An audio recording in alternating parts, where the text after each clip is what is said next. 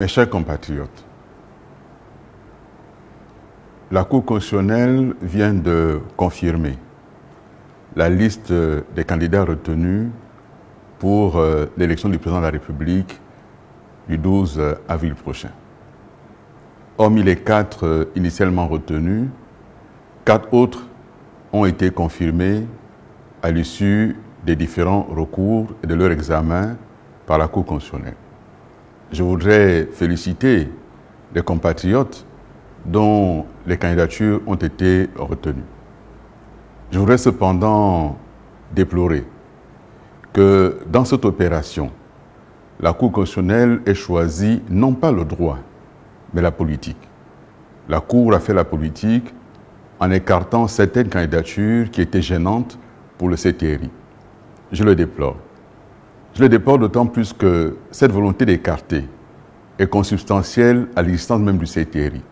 Souvenez-vous, dès le départ, le CTRI a élaboré tout seul une charte de la transition qui excluait 90% des personnalités qui avaient concouru notamment à faire triompher la démocratie dans le pays ou en tout cas qui avaient participé à l'exercice des affaires publiques. Cette même volonté d'écarter s'est poursuivie avec le dialogue. Un dialogue dit inclusif mais qui en réalité a été exclusif et qui a fait en sorte qu'il y ait des catégories de Gabonais. Entre les Gabonais nés d'un parent étranger, les Gabonais qui ont épousé un étranger ou une étrangère, et cela a contribué à faire de ce dialogue finalement un élément qui a permis d'écarter d'autres Gabonais.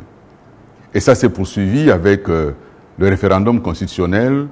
Nous avons mené campagne pour le non et nous constatons aujourd'hui que nombre de compatriotes qui avaient mené campagne pour le oui ne s'y retrouvent même plus. Cette constitution est mauvaise. Il faudra absolument la changer.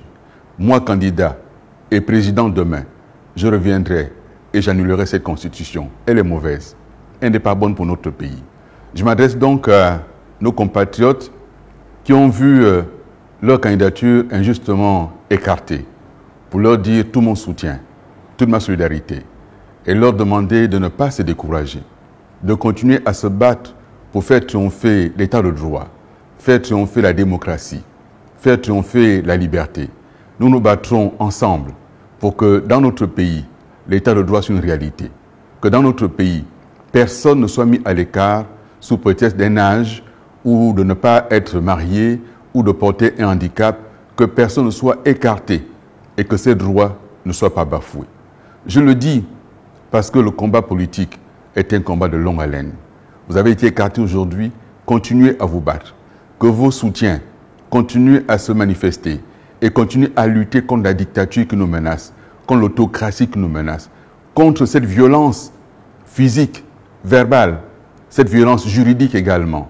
Et finalement, cette inquiétude générale qui aujourd'hui envahit le pays. Il y a un vent d'espoir. Il y a un vent d'espoir. Notre pays mérite mieux que cette dictature en marche. Notre pays mérite mieux que cette autocratie. Notre pays mérite mieux que cette caricature de président, parce qu'en réalité, un président ne fait pas comme ça. Un président ne donne pas d'injonction à une cour pour retenir tel ou tel candidat ou écarter tel ou tel autre candidat. Pour ce qui est de ma candidature à moi, ils auraient tellement souhaité l'écarter. Mais j'ai tout fait pour que mon dossier soit complet et soit déposé en temps et en heure. Chers compatriotes, le combat ne fait que commencer. Le 12, c'est le 12. Dès à présent, la marche pour la victoire, engageons-la ensemble. Engageons ensemble la marche pour libérer notre pays, la marche pour délivrer notre pays de ceux qui tentent aujourd'hui de le maintenir dans l'obscurité, dans l'obscurantisme même. Délivrons notre pays, ensemble pour la nouvelle espérance. Osons la rupture pour cette nouvelle espérance. Merci.